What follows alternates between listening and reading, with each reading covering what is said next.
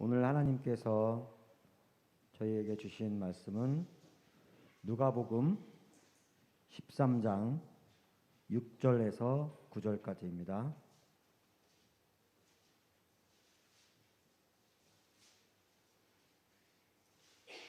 찾으신 줄로 알고 받들어서 봉독하겠습니다. 이에 비유로 말씀하시되 한 사람이 포도원에 무화과 나무를 심는 것이 있더니 와서 그 열매를 구하였으나 얻지 못한지라. 포도원 지기에게 이르되 내가 3년을 와서 이 무화과 나무에서 열매를 구하되 얻지 못하니 찍어버리라. 어찌 땅만 버리게 하겠느냐. 대답하여 이르되 주인이여 금년에도 그대로 두소서. 내가 두루 파고 거름을 주리니 이후에 만일 열매가 열면 좋거니와 그렇지 않으면 찍어버리소서 하였다 하시니라. 아멘. 할렐루야. 지난 한 주간 평안하셨나요? 네, 오늘 이렇게 함께 또 11월 첫째 주일을 함께 예배할 수 있음에 감사드리고 함께 하신 모든 분들에게 우리 하나님께서 예비하신 큰 은혜가 함께 하시길 축복합니다. 교회 오는 이 짧은 거리, 아파트에서 오는 그 거리, 짧은 거리지만 참 눈이 행복하지 않습니까? 네, 이렇게 서재에서 앉아 있으면 옆에 이렇게 보면 그냥 무슨 눈 내리듯이 낙엽이 떨어지는 그저 아름다운 그 단풍이 너무나도 예쁘긴 하지만 한편으로는 마음이 또 싸한 것은 또 이렇게 한 해가 가는구나 하는 그런 또 아쉬움이 동시에 있습니다. 뭐 내일은 또 오늘이 입동인데 굉장히 따뜻한 입동이죠. 근데 내일 이제 비가 전국적으로 오면서 기온이 뚝 떨어지고 이제 본격적으로 겨울이 시작이 될 것 같습니다. 또 이렇게 우리는 한 해의 마무리를 짓는 시점에 와 있습니다. 가을이 되면 아마 우리 한국 사람들이라면 한 번쯤 기억해 볼 만한 그리고 한 번쯤 되뇌었을 그런 시 한 편이 있습니다. 고 김현승 시인의 가을의 기도라고 하는 시인데요. 가을에는 기도하게 하소서. 낙엽이 지는 때를 기다려 내게 주신 겸허한 모국어로 나를 채우소서. 가을에는 사랑하게 하소서. 오직 한 사람을 택하게 하소서. 가장 아름다운 열매를 위하여 이 비옥한 시간을 가꾸게 하소서. 이 한 편의 시가 그냥 한 편의 설교와 같습니다. 너무나도 정확하게 참 하나님의 이 가을을 향한 하나님의 마음, 하나님의 뜻, 또 하나님의 우리에게 주시고자 하는 메시지가 담겨 있는 것 같습니다. 가을은 기도의 계절입니다. 그리고 가을은 추수의 계절입니다. 결실의 계절.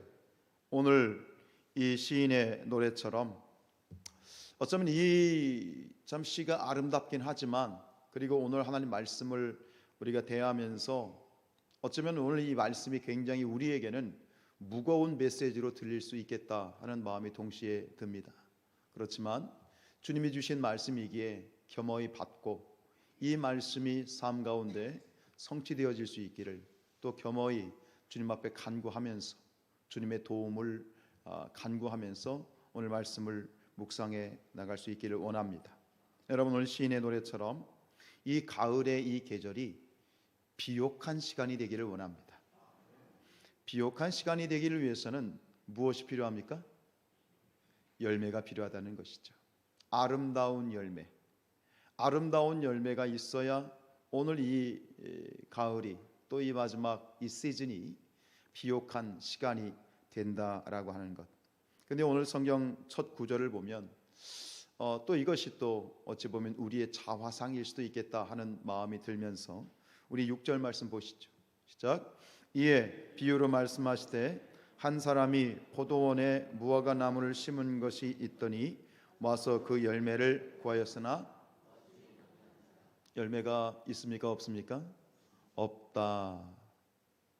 열매가 없다라는 것이죠. 비옥해야 될 시간이 열매가 없음으로 말미암아 굉장히 빈약한 그런 시간이 되어진 것을 볼 수 있습니다. 우리가 늘 매년마다 이 시간이 되면, 이때쯤 되면 한 번쯤 돌아보는 말씀이고, 그렇지만 또 돌아보면서 우리 자신을 점검해야 되는 말씀이기도 한데, 역시 올해 우리가 40일 이 특별 새벽 기도에 이제 2주가 남았는데, 이 2주를 놓고 또 영혼의 열매를 기도하면서 또 영혼의 열매가 있기를 원하면서, 올해는 예년과 같지 않은 비옥한 가을이 되기를 원하면서, 오늘 제가 드리고 싶은 질문은 이것입니다. 왜 이 무화과 나무는 열매가 없었을까? 그리고 오늘 우리에게 또 동시에 던질 수 있는 질문은 왜 나에게 열매가 없는 것일까? 한번 돌이켜 볼 수 있기를 원합니다. 3가지로 말씀을 나누기를 원하는데, 첫 번째, 이 무화과 나무가 열매가 없는 첫 번째 이유는, 그것은 자신의 책임을 망각했기 때문이다. 여러분, 이 무화과 나무의 존재 이유는 무엇입니까? 무화과 열매를 맺는 것입니다. 이 무화과 나무는 열매를 맺어야 됩니다. 무화과 나무는 어떤 가구를 만드는 데 쓰이는 목재 나무도 아니고, 그렇다고 장식용으로 쓰여지는 장식용 나무도 아니에요. 무화과 나무의 존재 이유는 오직 하나, 무엇입니까? 열매입니다. 이것은 무화과 나무에게만 적용되는 것이 아닙니다. 동시에 이는 우리도 마찬가지입니다. 우리 인생의 존재 이유도 무화과 나무와 같이 뭐가 있어야 되느냐? 열매가 있어야 됩니다. 태초에 하나님께서 이 천지를 창조하시고 인간을 창조하신 다음에 창세기 1장 28절부터 끊임없이 반복해서 아브라함에게 아담에게 주셨던 축복이면서 아브라함과 이삭과 야곱과 그 모든 세대에게 반복적으로 주셨던 축복의 선언이 뭐냐면, 생육하고 번성하고 땅에 충만하라는 말씀입니다. 생육하고 번성하고 땅에 충만하기 위해서는 결국 뭐가 필요한 거예요? 열매가 필요한 거예요. 그 또 하나의 열매, 그 열매를 주님께서는 맺기를 원하시는 것이지요. 예수님께서 제자들을 선택하셨습니다. 또 우리를 제자로 부르신 것도 마찬가지겠지만, 예수님께서 제자들을 부르신 이유가 무엇입니까? 그들을 부르시고 또 그들로 하여금 예수님을 따라오게 하시고, 또 3년 동안 동고동락하면서 그들의 삶을 함께 하신 이유는 또 하나의 열매를 위해서입니다. 그리고 오늘 우리를 역시 제자로 부르신 이유 역시 또 하나의 열매를 바라시기 때문입니다. 우리 요한복음 15장 16절 말씀입니다. 시작. 너희가 나를 택한 것이 아니요 내가 너희를 택하여 세웠나니 이는 너희로 가서 열매를 맺게 하고 또 너희가 열매가 항상 있게 하여 내 이름으로 아버지께 무엇을 구하든지 다 받게 하려 함이라. 오늘 이 말씀을 다시 한번 우리 마음속에 깊이 새겼으면 좋겠습니다. 우리 인생의 목적은 열매이다. 주님의 말씀입니다. 예수 그리스도의 제자로서, 하나님의 자녀로서, 또 십자가의 복음을 깨닫고 이 땅에 살고 있는 우리 모든 그리스도인들의 존재의 이유는 열매, 생명의 열매, 영혼의 열매, 전도의 열매입니다. 여러분, 내가 얼마나 예배당을 많이 드나들었느냐, 내가 얼마나 많이 기도하고, 내가 얼마나 많이 예배하고, 내가 얼마나 많은 일들을 했느냐. 여러분, 우리가 왜 예배합니까? 우리가 왜 기도합니까? 우리가 왜 열심히 성경을 공부합니까? 그 자체로도 의미가 있죠. 우리의 기도를 하나님이 받으십니다. 우리의 예배를 받으십니다. 우리의 헌신을 받으십니다. 그 자체 하나하나가 다 의미가 있지만, 그러나 궁극적으로 주님께서, 하나님께서 우리에게 요구하시는 궁극적인 목적은 무엇이냐? 이 모든 기도와 말씀과 예배와 헌신을 통해서 우리에게 마지막에 추수의 계절에 맺혀져야 되는 마지막 것이 있는데, 그것은 뭐다? 열매다라고 하시는 겁니다.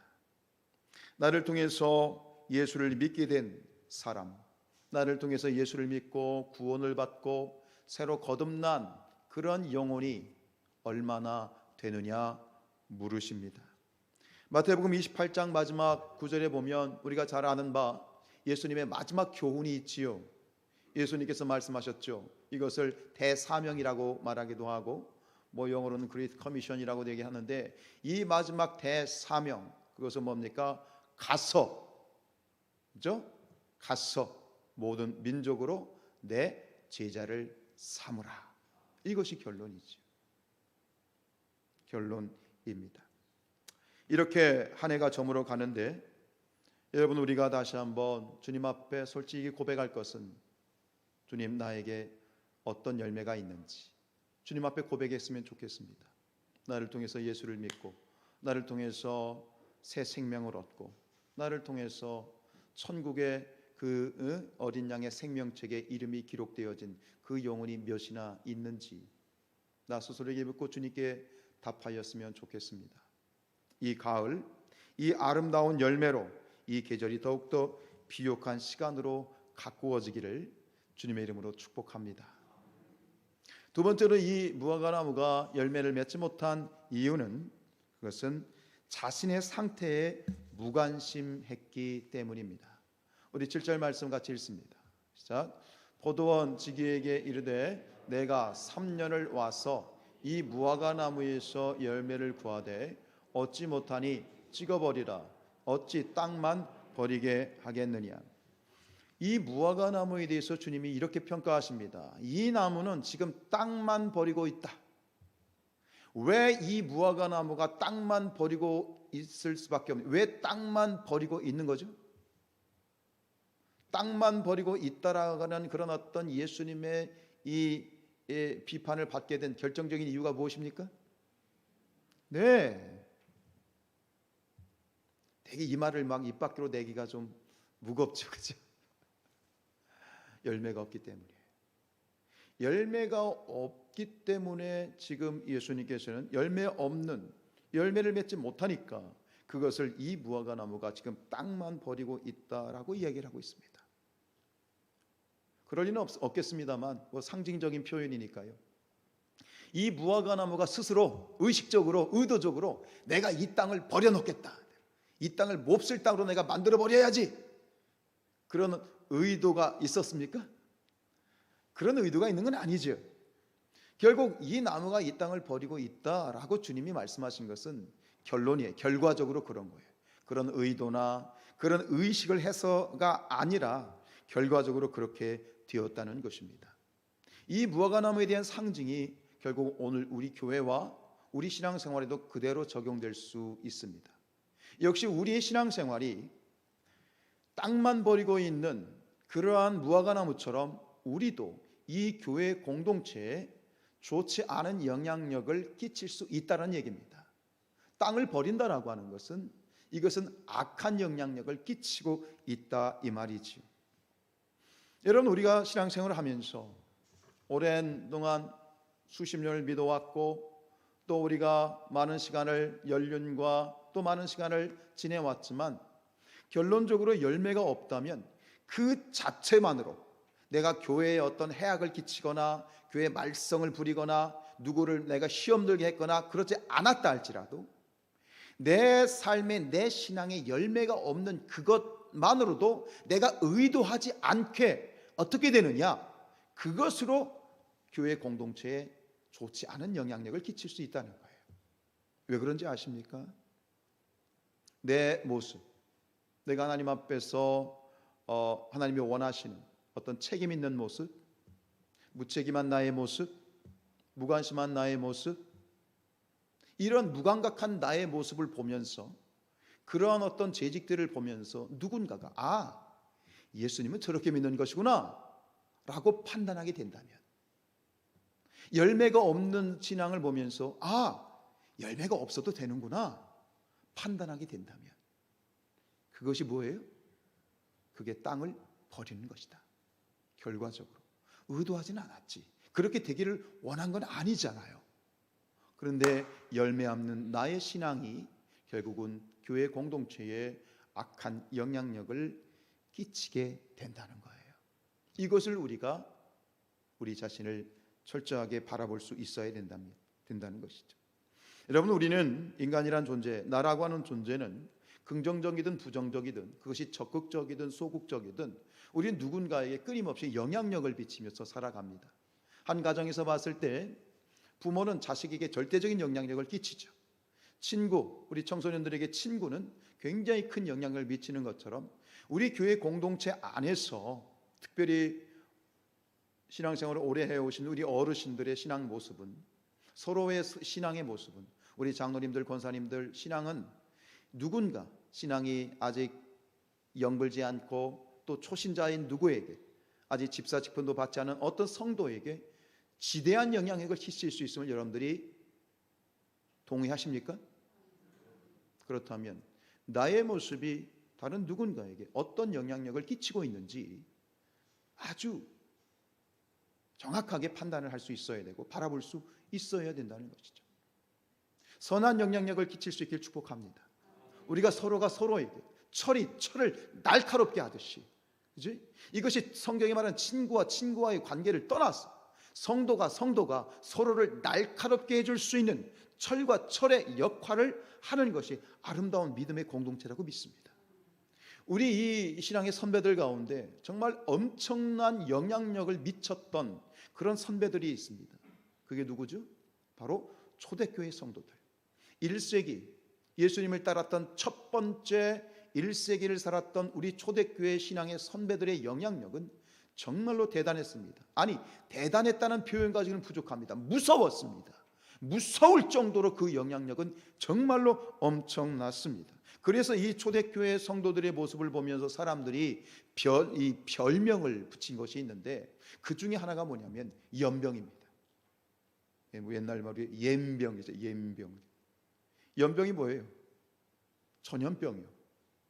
전염병이 얼마나 무서운지 우리는 지금 아주 생생하게 경험을 하고 있잖아요. 그런데 그리스도인들에 대해서 연병, 저들은 연병이다 그랬어요. 우리 사도행전 24장 5절요. 진짜 우리가 보니 이 사람은 전염병 같은 자라 천하에 흩어진 유대인을 다 소유하게 하는 자요 나사렛 이단의 우두머리다. 왜 그들을 연병, 그리스도인 초대교회 그리스도인들을 연병이라고 그렇게 표현했습니까? 영향력입니다. 그 영향력, 확산되는, 엄청나게 빠르게 확산되는, 전염병과 같이 확산되어지는 그 확산성을 보면서 그리스도인들을 연병이라고 그랬어요. 예수를 한 사람이 믿으면 그걸 끝나지 않아. 한 사람이 예수를 믿는데 그 사람 때문에 또 다른 사람이 예수를 믿고 또 순식간에 또 다른 사람에게 가서 그 사람의 삶이 변화되어지는 이 엄청난 복음의 확산성, 이 복음의 영향력을 보면서 사람들은 와, 저들은 연병과 같은 존재다. 사랑하는 여러분, 연병 되시길 축복합니다. 표현이 좀 그렇습니다만 연병 되십시오. 아멘이 안 나오죠. 표현이 되게 그죠. 연병과 같이, 전염병과 같이 거룩한 연병이 되십시오. 거룩한 전염병이 되십시오. 이 세상을 살리는, 죽이는 바이러스, 죽이는 코로나, 죽이는 어떤 그 메르스가 아니라 이 세상을 살리는, 생명을 살리는 거룩한 그런 바이러스가 되시길 축복합니다. 이것이 우리 그리스도인들의 영향력. 또 한 가지 이 별명이 붙었었는데요. 그게 뭐냐면 천하를 어지럽히는 사람들이에요. 사실 같은 맥락이지. 연병이라는 표현과 천하를 어지럽히는 사람들과는 같은 맥락인데요. 우리 사도행전 17장 6절 시작. 발견하지 못함에 야손과 몇 형제들을 끌고 읍장들 앞에 가서 소리질러 이르되 천하를 어지럽게 하던 이 사람들이 여기도 이르렀다. 그리스도인들을 보면서 저 사람들은 천하를 어지럽게 하는 사람들이라 이렇게 평가를 하고 있어요. 근데 이 천하를 어지럽게 하는 사람들이란 말을 원어적으로 풀어보면 이거예요. 세상을 완전히 뒤집어 놓은 사람들이라는 거예요.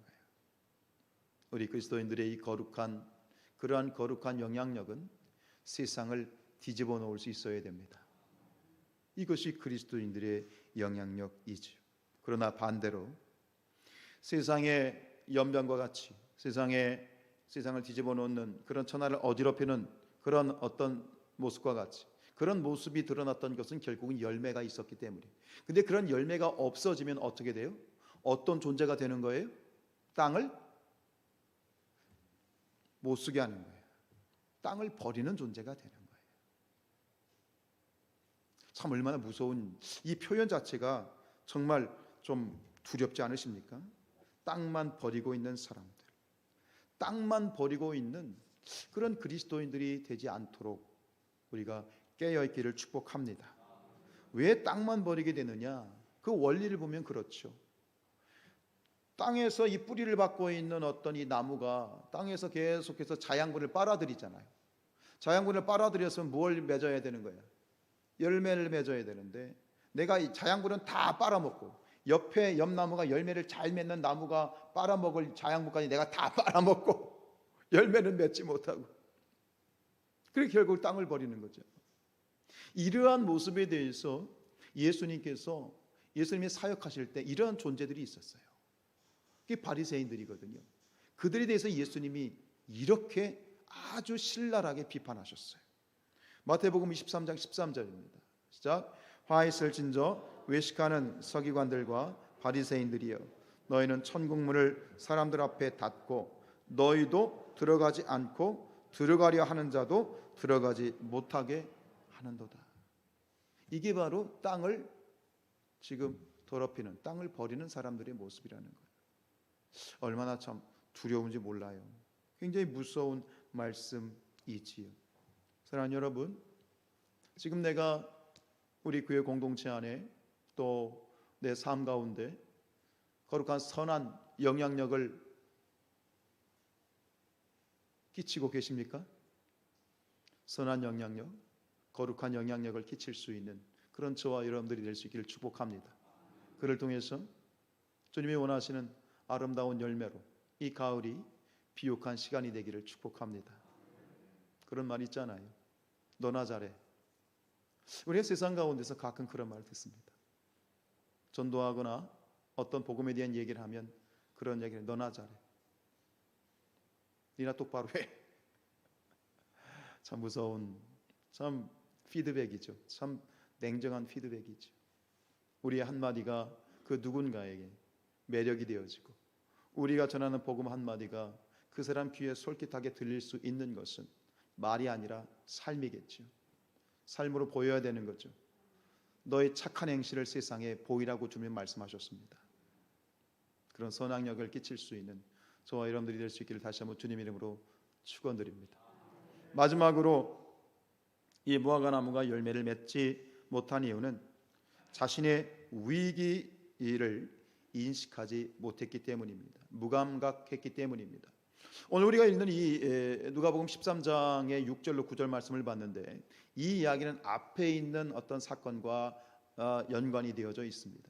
우리 1절 말씀 읽겠습니다. 시작. 그때 마침 두어 사람이 와서 빌라도가 어떤 갈릴리 사람들의 피를 그들의 제물에 섞은 일로 예수께 아뢰었다고 그랬습니다. 이게 무슨 얘기냐면 이 빌라도 잘 아시죠? 본디오 빌라도가 역사 가운데에서 이 갈릴리에서 사람들을 한번 학살한 사건이 있었어요. 그래서 사람들을 학살해 가지고 무슨 짓을 저질냐면 그 피를 우상의 제물과 피와 섞어서 제물을 드려버린 거예요. 이런 엄청난 짓을 한 거죠. 그래서 이것에 대해서 사람들의 생각이 좀 여러 가지로 갈렸어요. 그 다음 2절입니다. 시작. 대답하여 이르시되 너희는 이 갈릴리 사람들이 이같이 해 받음으로 다른 모든 갈릴리 사람보다 죄가 더 있는 줄 아느냐. 사람들이 뭐라고 생각했냐면 그때 빌라도에게 학살을 당한 사람들은, 갈릴리 사람들은 뭐가 많아서, 죄가 많아서 그렇게 벌을 받은 겁니다 라고 생각한 사람들이 있었다는 거예요. 또 4절에 갑니다. 자, 또 실로암에서 망대가 무너져 치여 죽은 18사람이 예루살렘에 거한 다른 모든 사람보다 죄가 더 있는 줄 아느냐. 역시 또 어떤 사건이 있냐면 이 예루살렘에 실로암이 있잖아요. 실로암 연못에 세워져 있던 망대가, 이 건물이 무너져가지고 사람들이 18명이 죽은 거예요. 근데 이 두 사건을 보면서 갈릴리 학살당한 사건이나 이 실로암의 망대 사건으로 죽은 사람들이나 이 사람들이 뭐라고 생각하면 저 사람들은 우리보다 죄가 많아서 죽은 것이다, 천벌받은 것이다, 이렇게 생각을 하고 있다는 거예요. 그것에 대해서 예수님이 이렇게 결론을 내리십니다. 5절입니다. 시작. 너에게 이르노니 아니라 너희도 만일 회개하지 아니하면 다 이와 같이 망하리라. 중요한 건 죄가 많으냐 죄가 있느냐가 중요한 게 아니라 중요한 건 뭐다? 회개라는 거예요. 지금 저 사람들이 너희보다 죄가 많아서 죽은 것이 아니야. 뭐에서 죽은 것이다? 결국은 회개하지 않았기 때문이다라고 주님이 말씀하시는 거죠. 그럼 너희도 마찬가지야. 결국 이 말씀을 하시면서 이 뒤에 있는 이 비유를 연결시켜서 주님이 교훈하시는 건 뭐냐면 저들의 모습을 보면서 너희가 하나님의 메시지를 읽을 수 있어야 된다는 거예요. 여러분, 우리가 살아가는 삶의 환경 속에서, 역사 속에서, 주변에서 일어나는 일들을 통해서 그것이 단순한 사건이나 사고가 아니라 그 속에서 우리는 하나님의 음성을 듣고 하나님의 메시지를 우리가 들어야 될 줄로 믿습니다. 즉 하나님의 사인을 읽을 수 있어야 된다는 거예요. 주님이 말씀하시는 건 이거죠. 이 지금 비유, 열매가 없는 이 무화과 나무의 비유를 말씀하시는 것은 결국 너희도 어떻게 된다? 회개하지 않고 열매가 없으면 어떻게 된다? 지키리라 보라는 거예요. 이 무화과 나무를 보면서 단순히 무화과 나무가 아니라 그 속에서 하나님의 메시지를 읽으라는 거예요. 오늘 제자들에게 주님이 이렇게 말씀하시는 거예요. 7절 말씀 다시 한번 읽어보죠. 시작. 포도원지기에게 이르되 내가 3년을 와서 이 무화과 나무에서 열매를 구하되 얻지 못하니 찍어버리라. 어찌 땅만 거리게 하겠느냐. 회개하지 아니하면 저들처럼 너희도 죽을 수 있는 것처럼 너희가 열매가 없으면 역시 이 무화과 나무처럼 찍혀버릴 수 있다라고 하는 주님의 경고인 거예요. 주님의 사인이고 주님 메시지인 거예요. 예수님, 여기서 여러분 예수님께서 말씀하시는 건 뭐냐면 이 무화과 나무가 열매를 맺는데 몇 년이면 충분하다라고 말씀하시는 거예요? 몇 년이요? 3년이요. 지금 예수님의 제자들이 예수님과 몇 년을 동고동락했죠? 3년이요. 이 3이라는 숫자를 상징적인 숫자도 볼 수 있지만 이걸 그냥 문자적으로 받아들여 보자고요. 야, 너희들이 지금 나하고 3년 동안 같이 있었지 않냐? 3년 동안 너희가 나한테서 배웠고 많은 걸 배웠고 보고 또 능력도 행하지 아니하느냐? 근데 봐라. 그럼 이제는 너희가 언제까지 그렇게 살겠느냐? 이젠 너희에게 뭐가 나타나야 된다? 열매가 나타나야 되지 않겠느냐? 소단께 3년이면 풍어를 읊고 분식 집게 3년이면 라면을 끓인다는데 너희들은 3년 동안 나와 함께 이렇게 살아왔는데 과연 너희에게 열매가 있느냐? 한번 점검을 해보라는 얘기죠. 오늘 이 주님의 말씀을 통해서 이 사인이 또 우리에게도 동일하게 주시는 사인임을 우리가 깨달아야 될 줄로 믿습니다. 결론은 이겁니다. 너희에게 열매가 있느냐?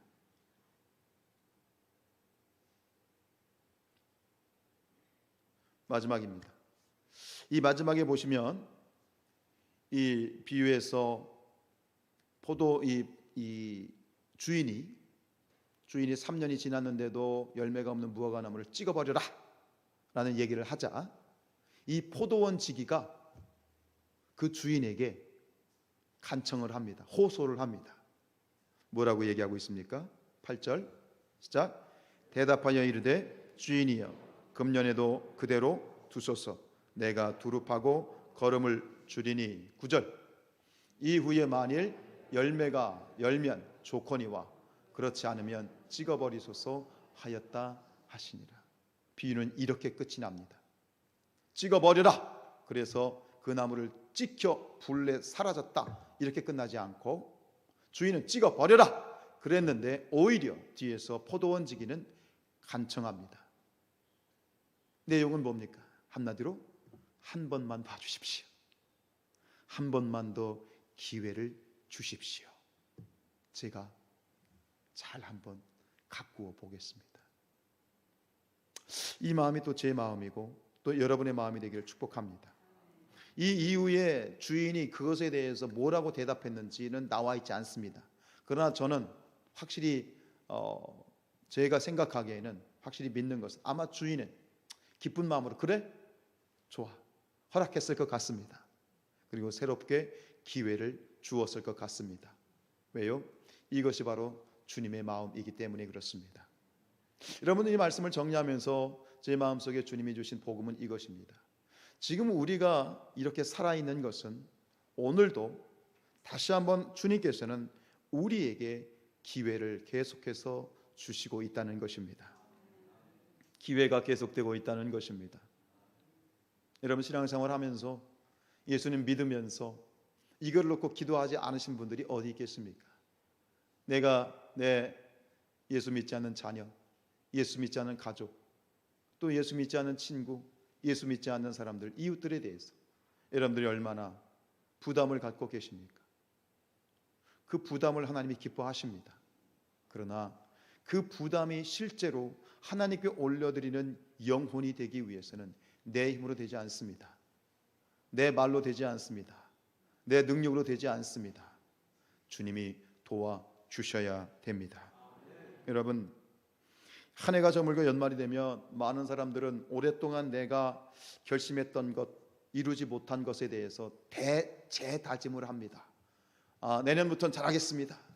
목사님, 내년부터는 기도하겠습니다. 목사님, 내년부터는 제가 열심히 성경 읽겠습니다. 목사님, 내년부터는 열심히 전도하겠습니다. 내년 1월 1일부터 정말 잘하겠습니다. 근데 내년 1월 1일부터 잘하겠다는 분들, 1월 1일부터 잘하는 분 본 적이 없습니다. 여러분들 만약 오늘 말씀 가운데 솔직히 이 말씀이 주님의 말씀이지만 한편으로는 굉장히 무거운 말씀이시죠? 부담이 되시죠? 이 말씀이 여러분들에게 정말 거룩한 부담이 된다면 내년이나 내일이 아니라 오늘부터 시작하십시오. 지금부터 시작하십시오. 주님, 이 추수의 계절에 이 추수의 계절이 비옥한 시간이 되기 위하여 하나님 앞에 영혼을 올려드려야 될 텐데 제 손에 올려드릴 열매가 없네요. 도와주십시오. 도와주십시오. 주님의 도움을 구해야 되는 것이죠. 주님의 우리의 그 안타깝고 애잔하고 애통한 마음을 주님은 아시는 거예요. 영혼이 주님 앞에 돌아오는 것은 내 힘으로 되는 게 아니에요. 주님이 받으시는 것은 우리의 마음인 것 같아요. 결단인 것 같아요. 나의 신랄 같은 노력인 것 같아요. 근데 결국 그것을 열매 맺게 하시고 마침표를 찍어주시는 분은 하나님이신 거예요. 성령이신 거예요. 근데 우리가 뭐예요? 우리 마음이 무책임하고 우리의 마음이 무감각하고 우리 마음이 무관심하다면 안 되는 거잖아요. 우리가 하나님에 대해서 우리의 마음만큼은 우리의 자세만큼은 책임감이 있어야 되고 관심이 있어야 되고 그래야 되는 거 아니겠어요? 그 마음을 우리가 주님 앞에 고백했으면 좋겠습니다. 여러분 다시 한번 기도하는 것, 이 가을이 풍성한 열매를 맺는 우리 모두가 풍성한 열매를 맺는 그런 비옥한 시간이 되시기를 주님의 이름으로 축원드립니다.